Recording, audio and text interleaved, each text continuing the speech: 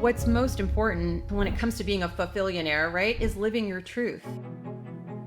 Well, I didn't want to do the business anymore, right? I just was feeling burnt out and I knew that I had a much stronger calling, but I had really no idea how I was going to make it happen. Like the level of risks seemed a lot higher than it became apparent it was. And that was a huge relief. I mean, that just frees you up not to be so scared. It's hard to be creative and resourceful when you can't sleep at night. Having worked in financial services a long time ago, I didn't trust anybody. And of course, I read you, so I knew I could trust you.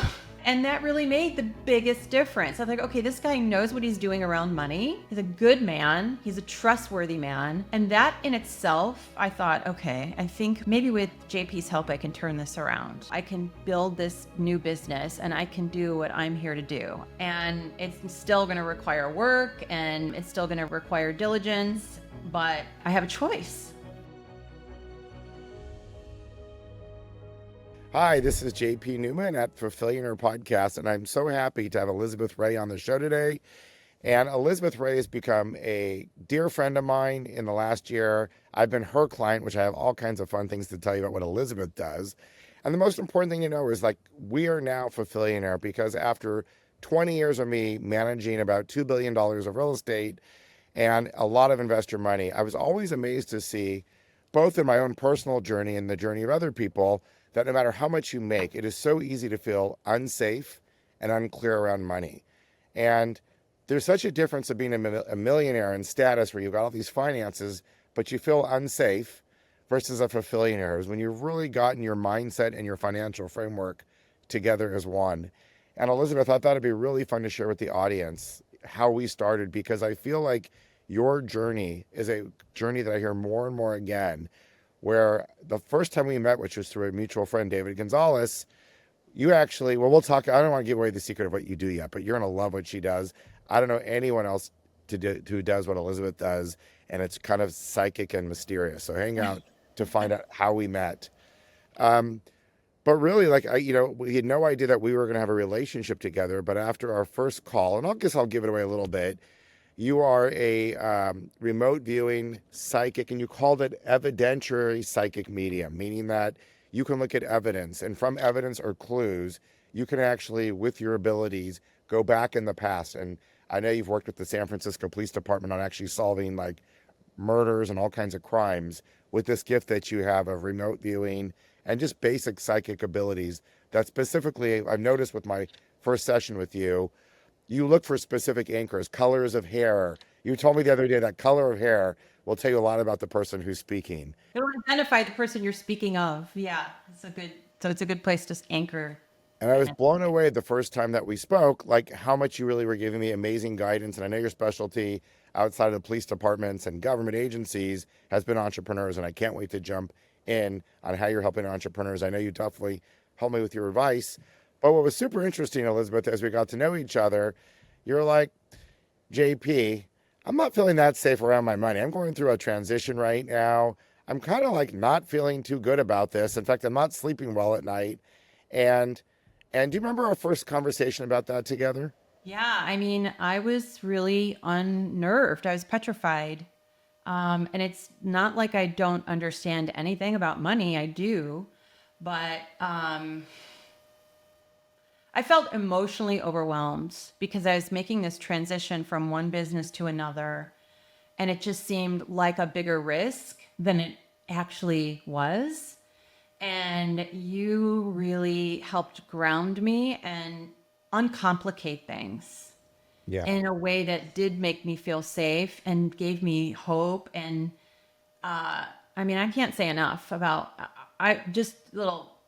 I was a Series 7 licensed broker in a past life, and I've seen all levels of bullshittery in the financial advising industry, and you are a beacon of light.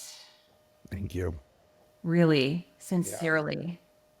I think what's really important from this conversation for those of you who are listening to is I know that Elizabeth's story that we're about to go through a little bit is highly likely is your story if you're tuning in to Fulfillionaire. And how do you go from not feeling safe and unclear and losing sleep at night, like anxious, losing sleep at night. Do I, like some of the questions that you worry about, do I have enough money to live next year? I know, Elizabeth, these were some, like, do I have enough money for my life? I want to retire. At what point can I just relax where I'm not running on the treadmill? Right. For those of you with kids, it's like, do I have enough money for kids, for schools, for college? What happens if technology disrupts my business? What if my business is declining right now as AI is direct? I mean, on and on and on. And I think with this conversation with Elizabeth, you're going to get a better sense of her journey, which, like I said, if you're going through anything of uncertainty or unfear around money, I have a feeling this conversation will be really, really helpful to you as well. So, Yeah. Elizabeth, with that, let's just talk about the beginning. You literally said when I met you, like it was really, really difficult. Like you were like literally losing sleep over it. Like, what was the emotion that you were having, and like what was causing the emotion? I know your business was. I know from I think we can say that you were having some really, really good years with your business, representing artists, and then the business started transitioning after COVID a bit. But when did you trigger those emotions of, and what were the emotions and the thoughts that were kind of like torturing you? Well, I didn't want to do the business anymore, right? I just was feeling burnt out and I knew that I had a much stronger calling, but I had really no idea how I was going to make it happen. And so, I'm used to this business. I had been running for over a decade. I just published a book. Like there's all these things that I had accomplished and I was familiar with and had received acknowledgement around, but I didn't want to do it anymore. I was done. And so that in itself is scary. And then the next thing that comes up is like, okay, so you're going to walk away from how you've made money for over a decade. What's that going to look like? And how are how long will this take? And then the other question is, what if something happens to me? If I'm physically debilitated? And I mean, there's so many fearful questions that surge up. And really, like the first thing that you did was like it's nothing everyone can't It's do, so but basic. We should be able to do this, right?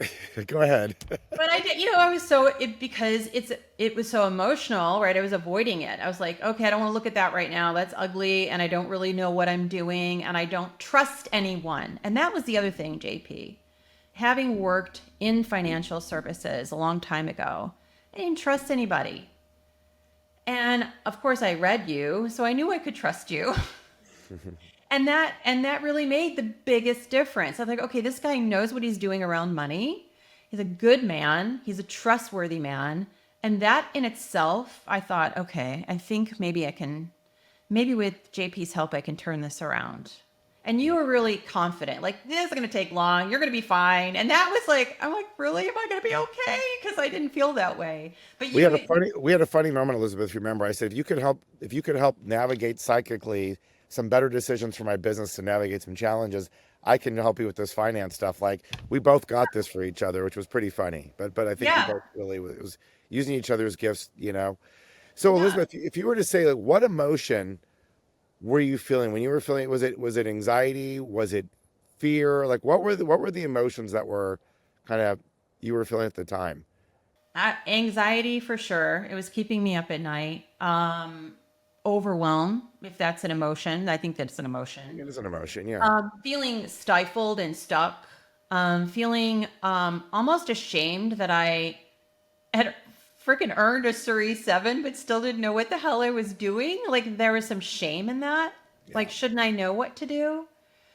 Um, yeah. So there was a lot. And then the lack of trust. Like I have an advisor for equities. She's not a bad person. She doesn't strike me as someone who's not trustworthy, but she has a model she's following and she has a whole shtick.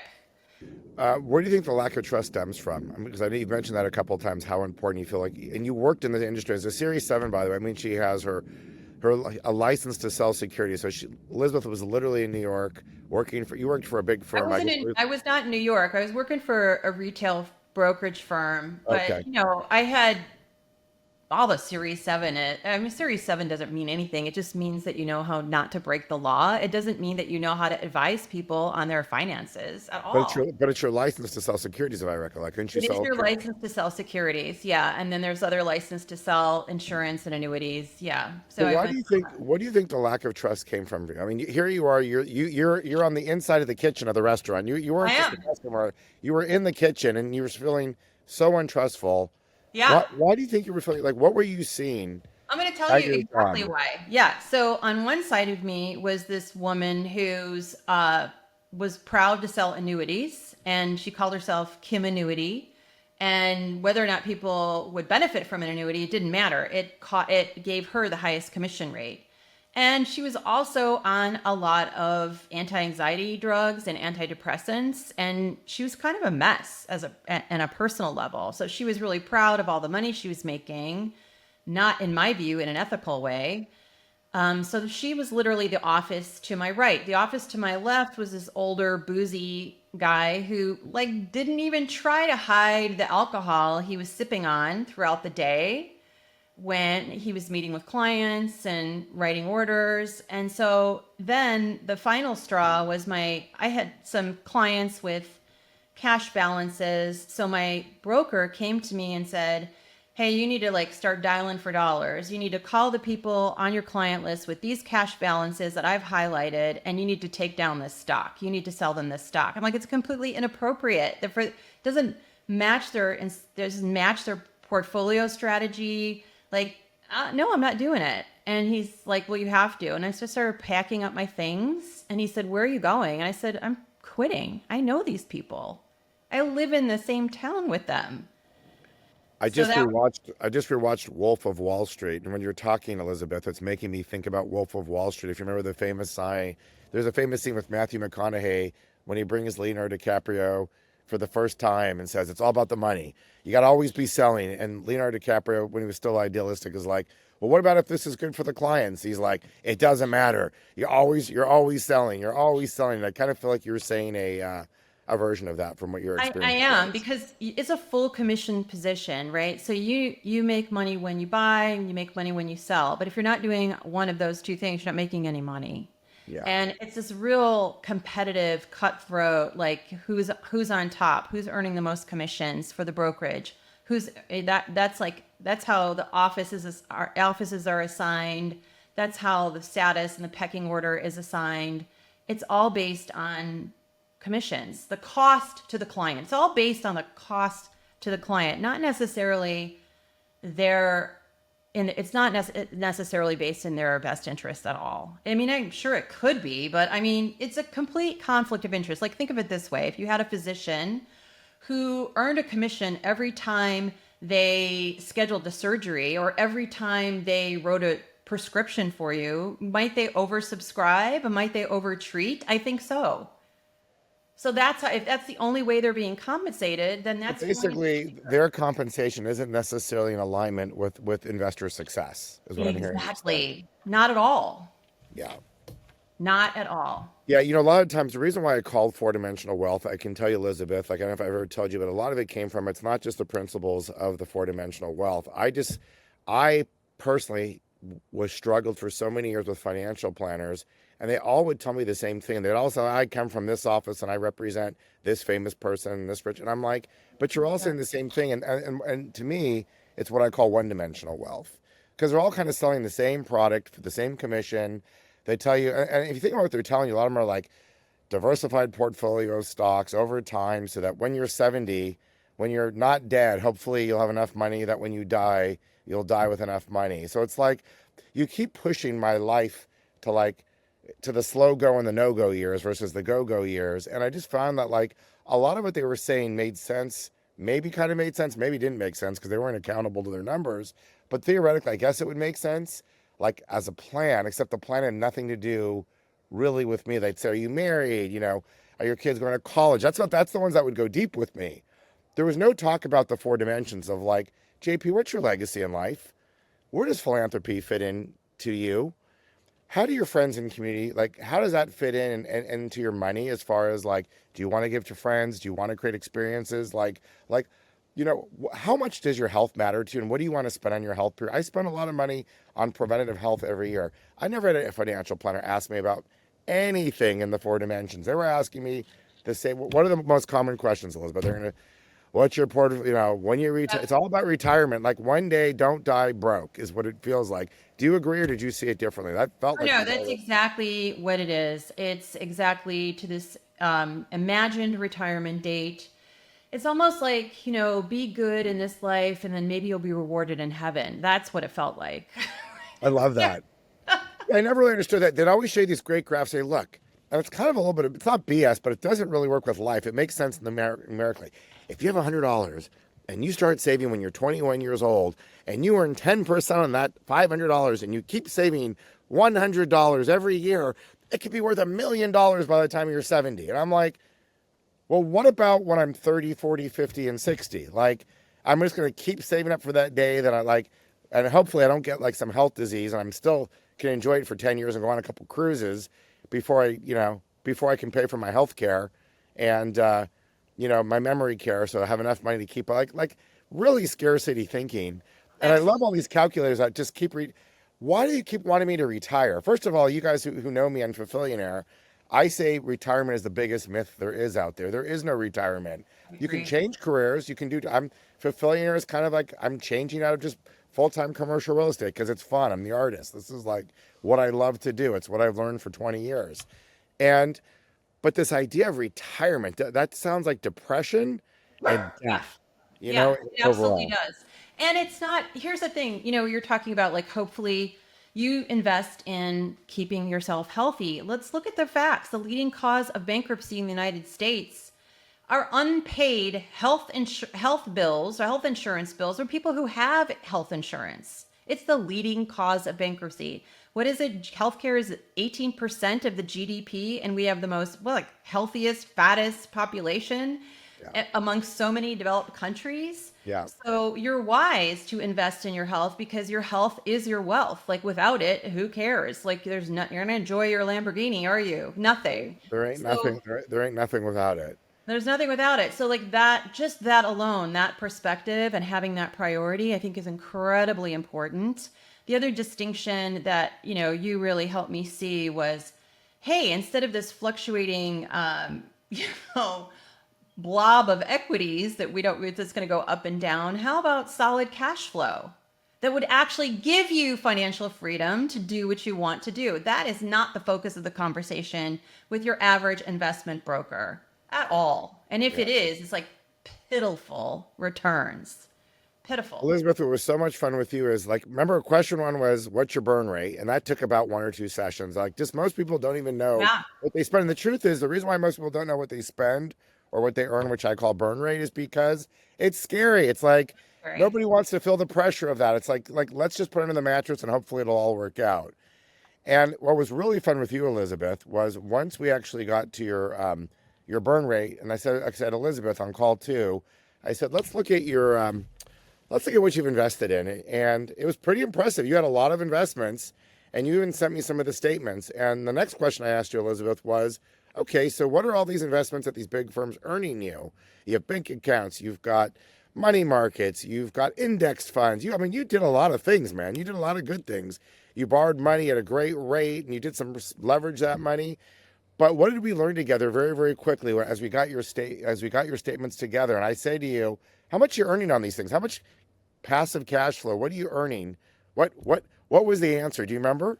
I had to dig really deep. That was the answer. It wasn't readily apparent. It was not transparent. I couldn't really, I had to ask for the assistance. I couldn't just log into the interface and see same with my actual, not just the investment firm, but also even my bank. I'm like, what do you mean you don't know what the actual, you don't rate of return is, and you can't tell me precisely what you're taking in terms of fees. You have that math somewhere. You're choosing not to share it. The good news is my overall rate of return wasn't so bad, but the lack of transparency was. It's so important. Most people I know, even when they're with the large groups, it is so hard to get a common answer. Like there's a little bit of coconut shells going on. Like, so how am I doing? And they'll say, well, you did great last quarter. Your last quarter was amazing. Yeah, but I've been with you for 7 years. How have I done inception to date? And for guys listening to this, like, how have I done inception to date? I try to ask that question to your financial advisor. If they can't answer it quickly, you should be a little bit suspicious because a lot of them can't. So, how I have I can't. done with you? I pay you to manage my money. How much are you charging me? How much am I making? How much Hmm. am I seeing in cash flow? Hmm. And also, am I in the right? Am I in the right? Like, do you even know my objective? Are we paddling in the same direction? Like, do you know where I want to go? And are you really helping me get there? And do you understand where I'm trying to go? Um, Elizabeth, I remember with you, we had to like literally ask the question like 3 different times before you actually got to the answer. It was like That's right. they kept giving you little pieces of the puzzle, but they didn't want to feed you the whole.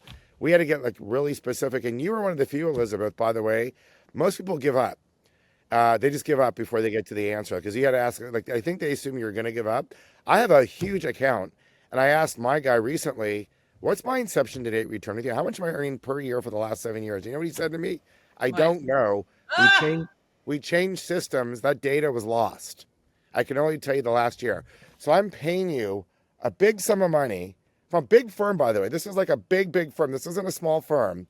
And I guess they traded platforms. He's telling me. So basically, I'm paying you for a service to manage and increase my money, yet you can't tell me, even though I'm paying you, no, you can't tell me if you're doing that for me or not. You can't tell me if you've done the job I've paid you This over years story for you is so to do. common. And Elizabeth, for you, even though your overall outcome was good and you're smart, you had some of your biggest accounts, if we can just say, Elizabeth, with really earning low yields.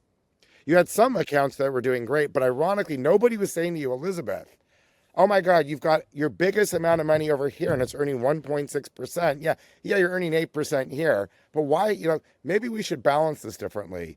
You had to discover that through our process together, through our little Fulfillionaire process together. And it was Yep. kind of mind blowing that it became very obvious that here was the good news. And by the way, I find this, Elizabeth, a lot. When you finally have the courage to like spread it all out and get there, I think the cool thing, I'll never forget the moment with you, Elizabeth, was I'm like, Elizabeth, you're going to be okay. Like, I asked you, what's your burn rate? Like, what's it going to cost you to live the life you want to live now? What's like the ideal lifestyle you want to live? And we started talking about, hey, I want a second home. I want to be able to do things. And we kind of didn't take you through until you got to the Fulfillionaire workshop. We just kind of like, we spitballed. And like a lot of people, Elizabeth, it's amazing that actually what you wanted was entirely within reach because you're not a person like trolling Instagram and trying to get a Lamborghini or a helicopter and you No. have really realistic goals of what makes you happy and you know the why that makes you cry and like all of a sudden we started looking at like really what you have, what you want, which wasn't crazy, and then we realized like we actually took your statements and said, hey Elizabeth, if we start earning you more, like these accounts where you have a lot of your money, if we were just to reinvest them in a better way that created more cash flow for you passively, and if I can just get you and help you, and by the way, if you remember, you didn't even invest with my company. You invested with other things, which was Right. my advice at the time to you. It's like I had Right. nothing to sell you. I'm a non-commissioned, like brother JP here, Which fellow speaks Fulfillionaire. volumes, by the way. That speaks volumes because I was in such a fear state. You could have absolutely capitalized on that and said, well, what you really need to do is invest in my company. There's none of Right. that. None No, of that. no, not at all. I just, but the fun thing was because it was the wrong cycle for my company. I felt like I felt like other companies could serve you better than my company. Real estate's just coming out and it's not the time heavily to be in real estate equities. So the cool thing was, Elizabeth, we started doing the math together. And I said, Elizabeth, if you could earn 8, 9, or 10% on this amount of money that you have, and the sum was bigger than we thought when we put it together. It was more organized, and we all of a sudden, like I saw the light switch go off for you. You're like, if I earned JP, I could earn 9% on this amount of money that's in the bank earning 1%. I said, Elizabeth, imagine earning 8% more on your couple biggest accounts. That pays for a big portion of your entire lifestyle. If you want to go retire for a little bit or do nothing, or in your case, reorganize your company and Right. breathe and take a year, if we can get you out of this, like some of these accounts and just balance you more into passive income, you're almost at your current goal. You're not that far away. Do you remember that moment? Oh, 100%. I just felt a wave of relief. I felt a weight lift off my soul. I felt like, okay, I can, and here's the point, is it goes back to Fulfillionaire. I can build this new business and I can do what I'm here to do. I can be fully self-expressed. I can I can live the life I want to live. And it's still going to require work, and it's still going to require diligence, but I have a choice.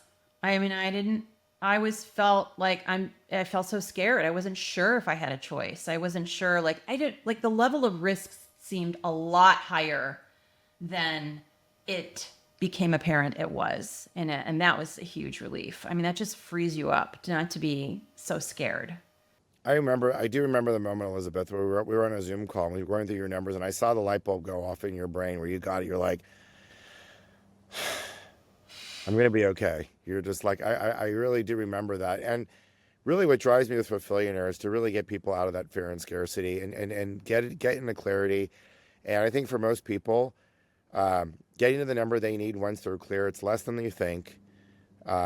Breaking social media Yeah. dreams and getting to your own dreams and getting to your own purpose, and then really having a path forward Yeah. is so important. And then Elizabeth, I said to you, hey, I have this workshop coming up. Maybe you might, we've done some great work here, but why don't you go spend 2 days with me in Austin? Let's see if we can take it to the next level for you. And you were on that plane, and I was just so proud of you for, like, I saw the spark and you're like, I'm taking this to completion, gosh. I'm getting through this. Do you remember that? And there you were, man. You showed up and you were ready to go. What was the experience for you, if I can ask? Like, we had done some work, so you knew your burn rate. We started with a basic plan. You hadn't even invested yet. We knew we had some money that we could invest in higher rates for you. We hadn't even started investing for you yet. And then you just kind of trusted me, and you came to Austin and you flew in for the 2-day workshop. Tell me, like, what was that experience for you that you learned in the workshop, and the feeling of, like, what other concepts, or what were some of your aha moments?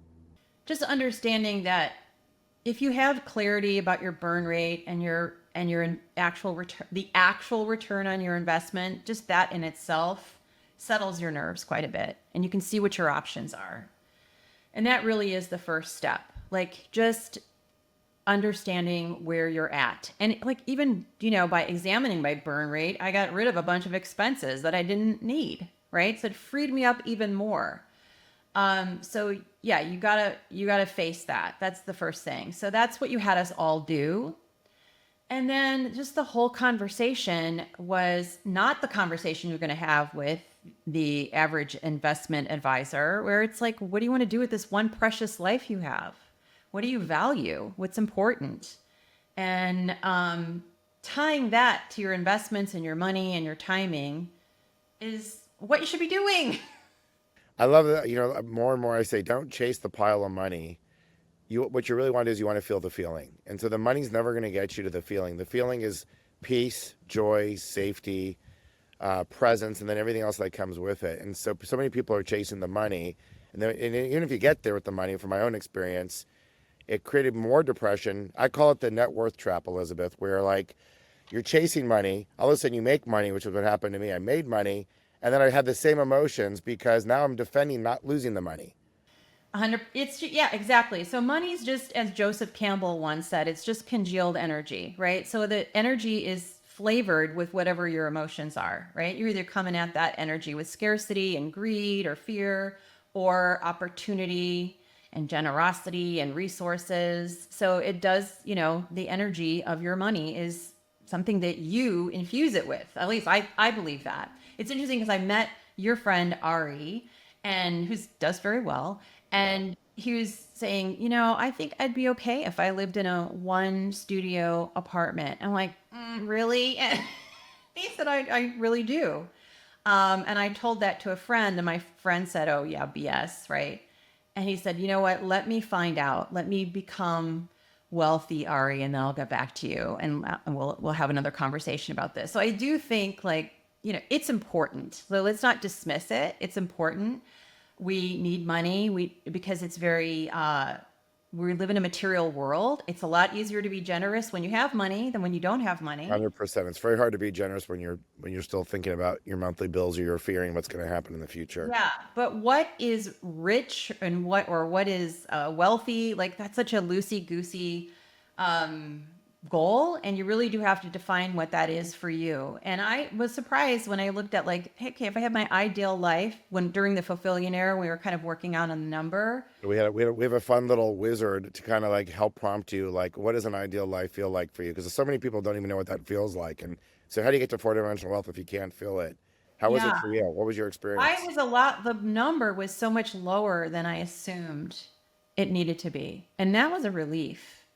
That was a that still, that number still provides for a pretty, in my view, in my experience, a pretty abundant and lavish existence. So I was really pleased about that. Like that, okay, all right, that's even more attainable. Okay. And then just being in a room, having conversations, healthy conversations about money, open conversations about money. There's so much shame and secrecy and weirdness that goes on, status and comparison. There's all sorts of weirdness that comes up. But this was not that. This was a group of people, all different levels of affluence, but we're all, all still have the same concerns and goals and desires, and we don't want to wait to until we die and we're in heaven to experience wealth.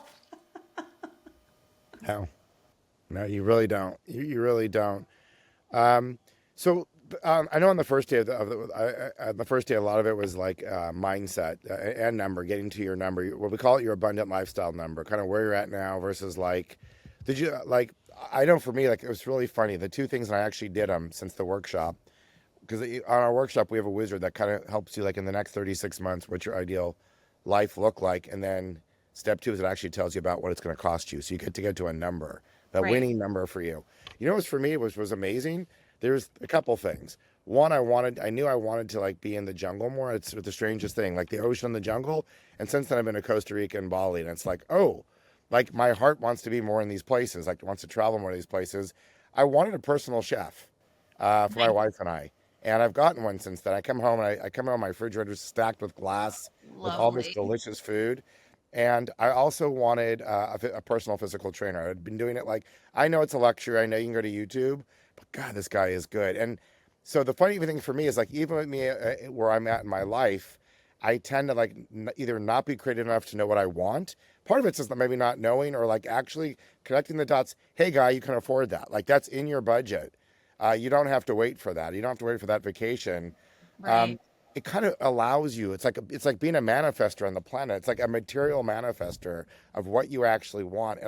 So just from that weekend, Elizabeth, for me, I literally am living, and I here I'm the teacher of this, and I'm like I'm living, and I can't wait for the next one, quite frankly, because I can't wait to see what's next. But it already changed my life, and it comes with ease and joy. So when I'm eating this delicious food from my personal chef, it's like I feel like Right. a fulfillionaire because I thrive off of experiences, right? Yeah. And from the Fulfillionaire feast, that amazing dinner we had that night from Chef Meg, it's like wow, abundance is an anchor for me. Like it comes in the food, and it's just like you keep emotionally anchoring all of our wins. And so for you, did anything come up like what would be a win for you? Was it a trip, a vacation, a house, doing something a little differently? Was there any like things that felt decadent for you, For or what? me, it was just taking the next step into building the insightful foundation, doing what coming out of the closet, um, and, feeling the safety to do that. That is really it. I mean, I love where I live.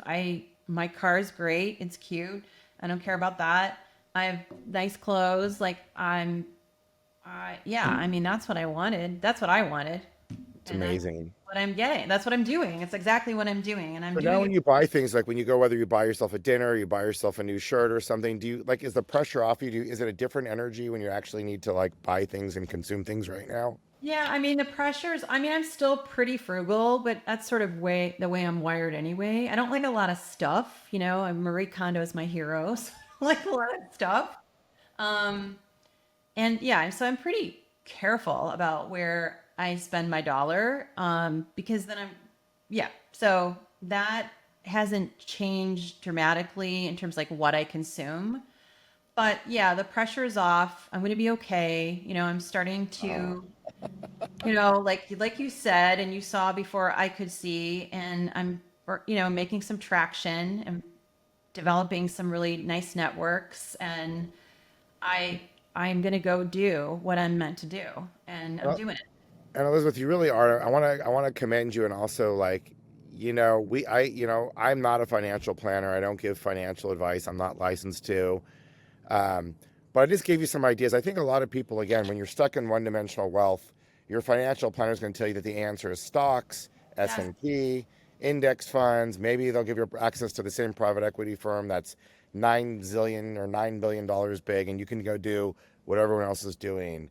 And I know for you to create passive cash flow, you and I brainstormed on a couple other ideas from some things that like we talked about doing private debt funds, which is basically funds that lend money on real estate and at low LTVs and safe ways to do it that pay like I know you did some quick moves. I was really impressed. You're like, I was I'm on it. doing this. I'm You're actually on it. ready. I'm ready to do it again, actually. So Yeah. yeah, I mean, you're looking at, 10, even up to 15%. Just depends on the fund and the cycle.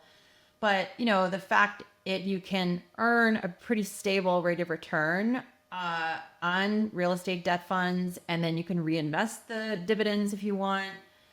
I mean, I'd never even heard of them. Like, why would you? I'm like, why? I mean, obviously, I don't want to be all in real estate and not, and like, I want to have a balance, but oh my God, I thought this is amazing. And I know investors, like people who work at investing firms. And like, I remember this one moment I was telling her about she views herself as a very savvy investor. She never heard of it, never heard of it.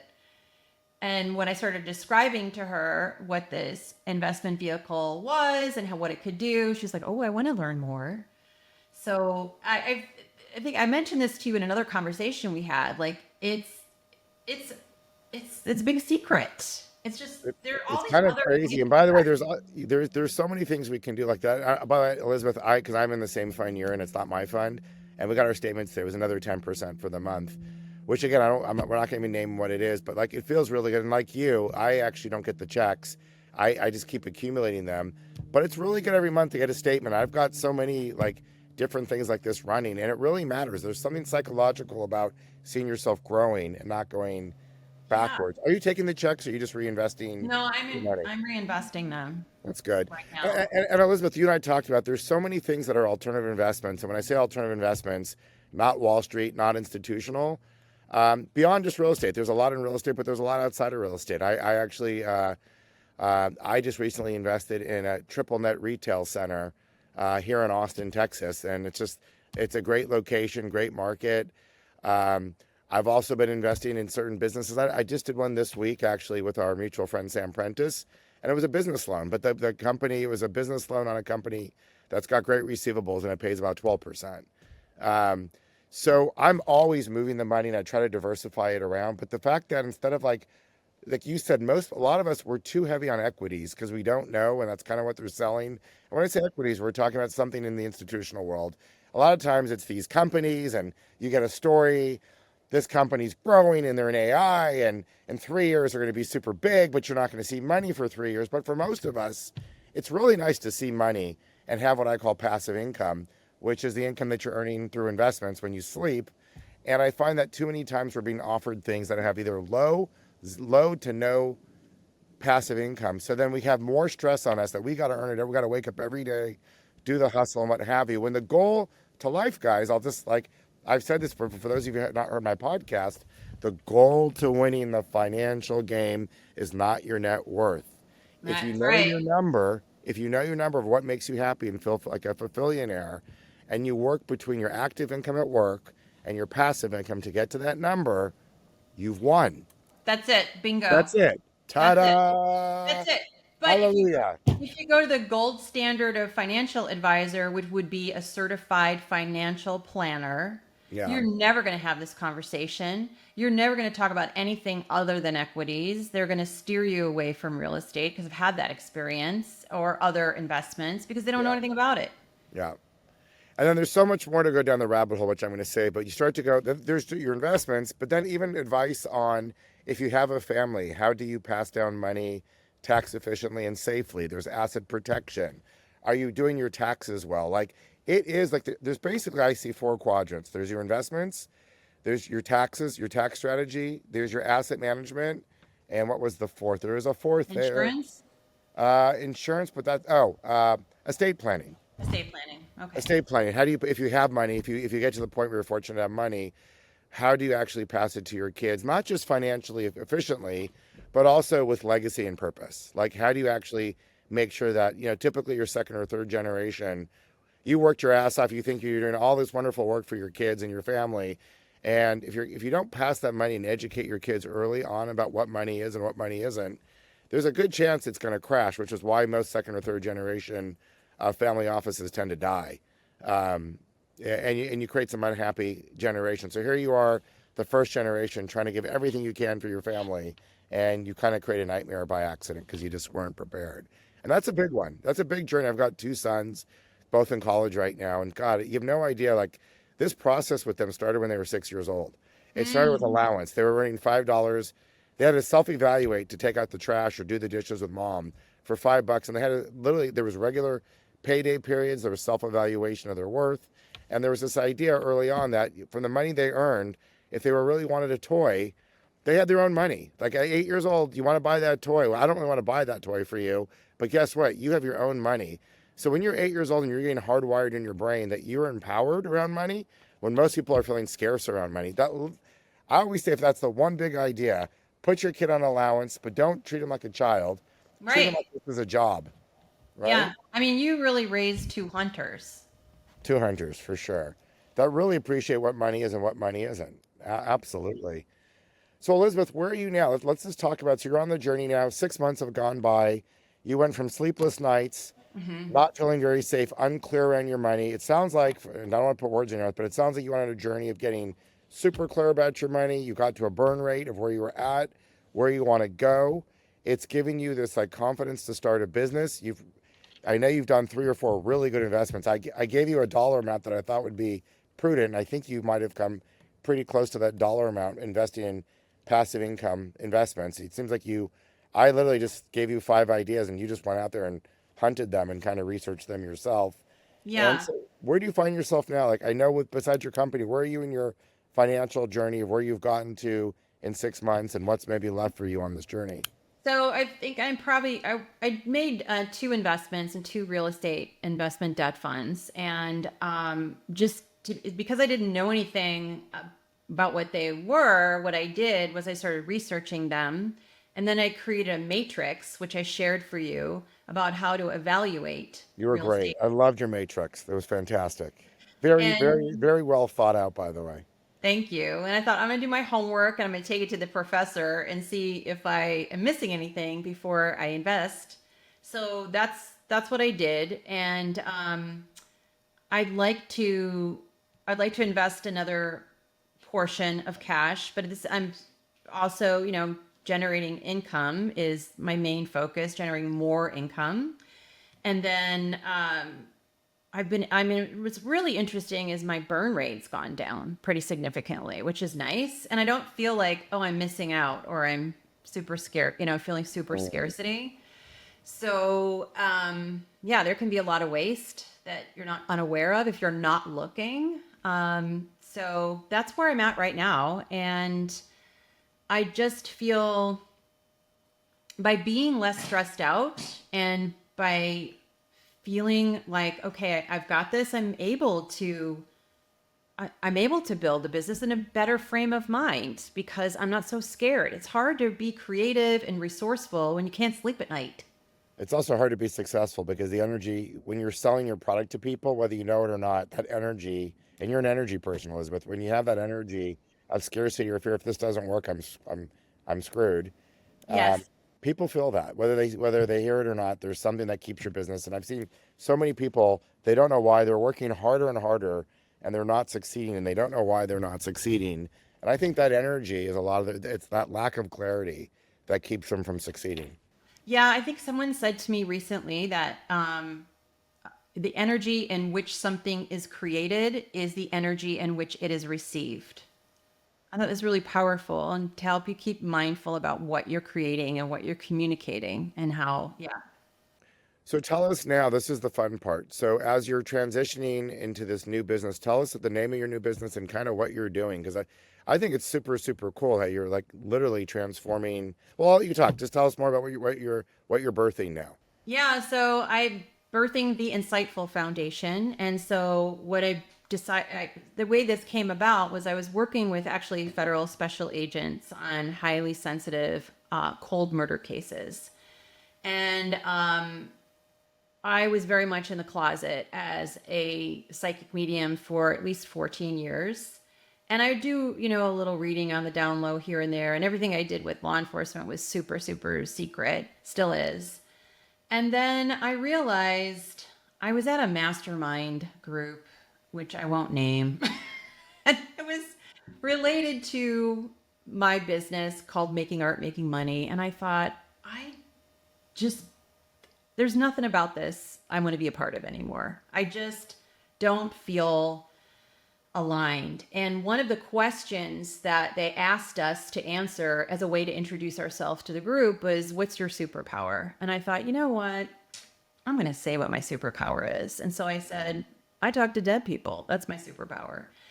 And I really felt like I was stepping out of the closet and owning my truth. And then I Well, realized I want to commend you for that because when you say I see dead people and you mean it, I do. I know that can create. I know that can create a lot of people saying, "Oh my God, she's woo woo," or "I don't believe." Like putting yourself out there. It's like really outing yourself. Because as you know, I introduced you to one of my other psychic friends, and there's a difference between fake psychics and real psychics who really pick up energy and can see past and everything that you can do.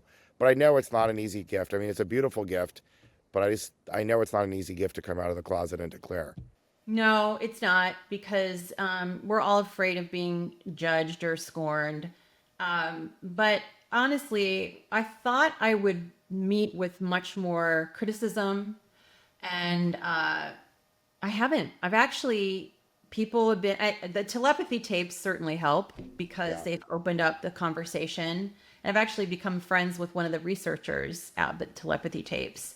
And what's interesting is he was also in the closet for many years at publishing his research, but he would publish it under a different name.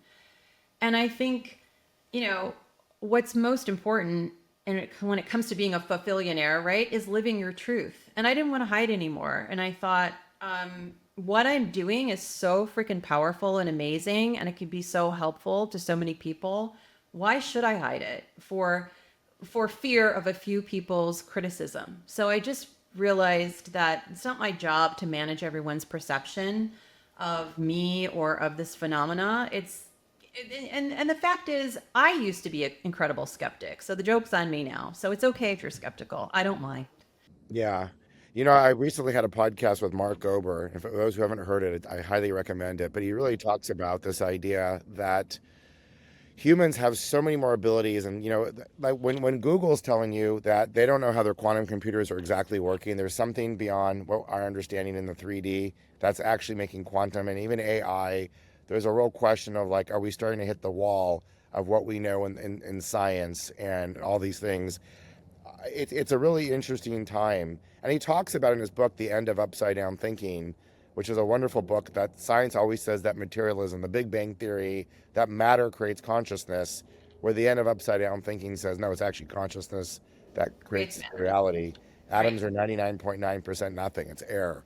This whole Correct. body of ours, you call it materialism, but it's actually just a bunch of space put Right. together by trillions of cells and atoms and subparticles and things we don't even know about.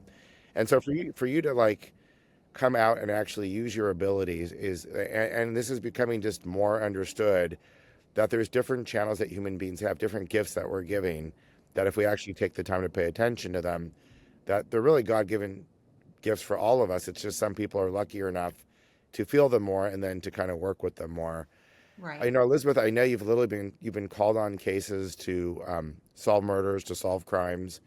Um, I know you mentioned to me that sometimes when you're doing, I know my other friend was actually working for the CIA doing the Hmm. same thing, trying to stop terrorism, which is crazy that the CIA has publicly, if you look this up, guys, literally has divisions with people like Elizabeth, who literally their job is to like prevent bad things from happening That's and right. report on these things. And these are government programs. They exist in universities.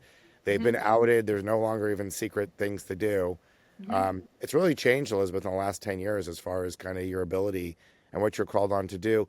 So I have a question. Why did you go from working with police departments and government officials to solve crimes And why are you starting this new company that's really to help entrepreneurs solve some of their hardest problems? Is it a shift, or are you doing both? No, I would absolutely take a case where I was called to or needed, but I realized that AI was about to decimate my online education business, and so that was one factor. The other factor was that I gave a reading to the gentleman I mentioned, who was a really incredibly successful entrepreneur here in San Francisco, who was very skeptical, and which was fine. I don't mind that. But in the first 5 minutes, he was crying because I was bringing in vivid details from his grandmother and his mother. And it just really changed his whole worldview and reality and his concept of life after death. So, like, about 6 months after that, I asked if he'd have coffee with me. And I said, I know that the personal reading was really helpful for you. I'm just curious, what if what if I helped you using my superpower in your business? And he said, well, I'll just put you on retainer right now. And what I see is this, it's what intuitive intelligence can do. So, you're not going to throw away all your critical thinking, all your lived experience, all of your AI tools, or even what your expert advisors tell you on a matter.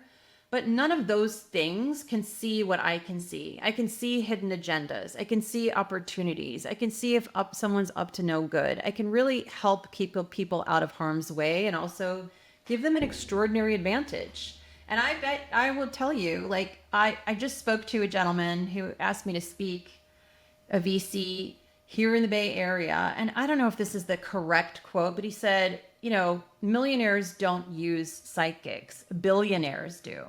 Yeah. And he said, I can tell you that on good authority. I know some of the founders of Google, and they have people like you they're working with.